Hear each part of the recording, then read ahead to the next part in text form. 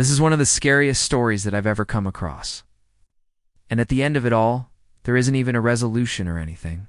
It's just questions. But without further ado, here's one of the scariest stories that I've ever read. Disappeared after playing the spirit game.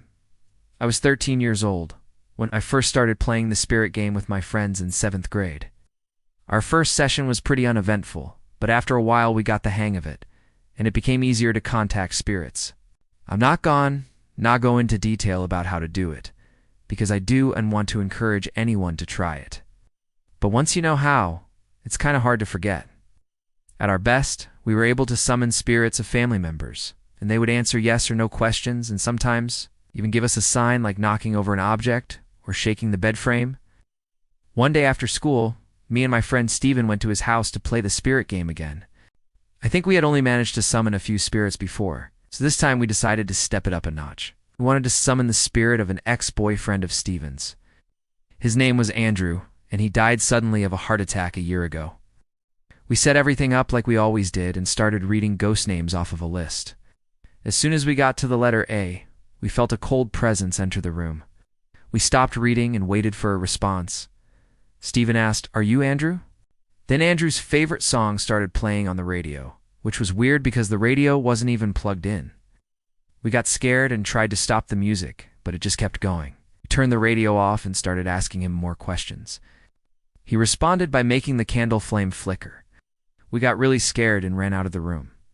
We could hear the radio start playing his favorite song again, and we could feel him laughing at us. We played the spirit game many times after that and never got such a strong reaction from any other spirit. A few weeks later, Steven told me he hadn't been able to sleep well and kept having nightmares about drowning. In them, he could never get enough air, and he would wake up in a panic. One night at around 4 a.m., I heard pounding on my window. I lived in an apartment complex and we had windows facing the parking lot. My car was parked in the only spot under that window, so I got out of bed and looked out the window. Someone was standing next to my car, but when I blinked, they were gone. I shrugged and went back to bed thinking it was just some kids playing. The next morning when I went outside, I saw that someone had scratched up my car. They had written obscene things on the windows and doors and had keyed the paint. I didn't think much of it, and just assumed it was some jealous lovers trying to be funny. But then the next night at 4 a.m., I heard pounding on my window again. I looked outside and saw the same person standing there. This time, they were holding something that glistened in the moonlight. I squinted and realized it was a key. The person threw it at the window, but I ducked just in time to avoid being hit. They just stood there staring at me until I screamed and pulled the curtains. I called the police, but they said it was probably just some kids messing around, and there was nothing they could do. The following day I found another key in my front yard and it matched my window lock. I took it inside and locked my door. That night I heard banging on the door instead of the window. I didn't go near it, but I could hear voices trying to break in.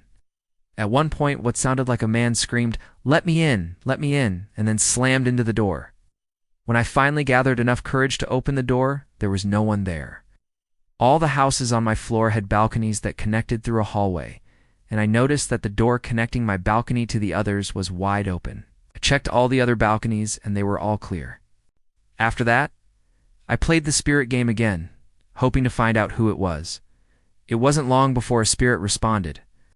I asked, "Who are you?" and all I received was laughter.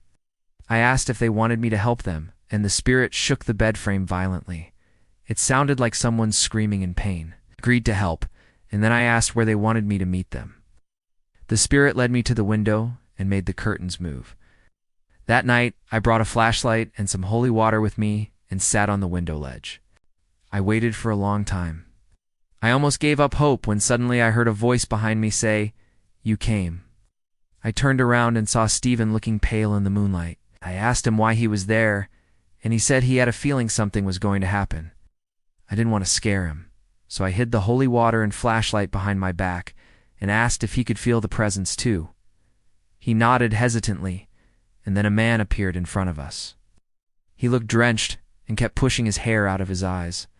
I couldn't see his face clearly, but it looked distorted like it was underwater. I asked who he was, and Steven answered, "Andrew." Andrew reached out to me and Steven screamed. Andrew grabbed my hand and started pulling me off the ledge. I held on tight to the window frame because I knew if I fell, I wouldn't survive. Stephen screamed for me to let go, and then he pushed Andrew away from me. The man stumbled back and shook himself like he was coming out of a dream. Then he walked off into the darkness and disappeared. Stephen immediately broke down crying, and I tried to comfort him. He told me he was so sorry and that I needed to get away from all this, but I didn't want to stop. I wanted answers. As soon as the sun rose, I started researching Andrew's past. I found out that he had tried to kill himself a few months before his death.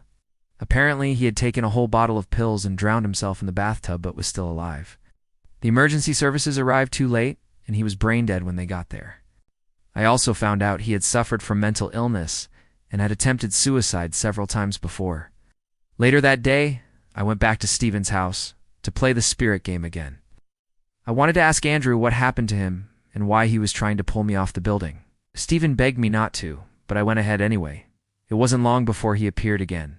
I asked him why he wanted me to die and if he was mad at Stephen. Andrew just kept laughing. As the game went on, he grew more agitated and started moving objects violently, overturned the table, and smashed the vase. I stopped the game and Stephen was relieved. He told me I shouldn't do that again, but I insisted we continue. I wanted to know what happened to him. All of a sudden, Andrew began speaking in a language I didn't understand. It sounded like growling, but it was definitely a language. Stephen looked terrified and told me to stop. I ignored him and kept asking Andrew to speak again. That's when the room started to shake and the lights flickered. Stephen ran to the door and yelled at me to get away. The closet door opened and we both froze in fear. Stephen screamed and ran out of the house. I ran after him, but he didn't want me to come back with him. I haven't spoken to Stephen since that day, and I never played the spirit game again. To this day, I have no idea what that language meant, and I don't know what was in the closet. That story was absolutely terrifying. Can't imagine the feeling of being so scared that you literally can't move, like you're frozen in place. There are so many unanswered questions about this story. What was in the closet? Why was Andrew speaking in that strange language? Was he trying to get Opus to join him? Or was he trying to warn her? I guess we'll never know. But what do you think is in the closet? Let me know your theories in the comments. Also, don't forget to leave a like. Thanks for watching. Right.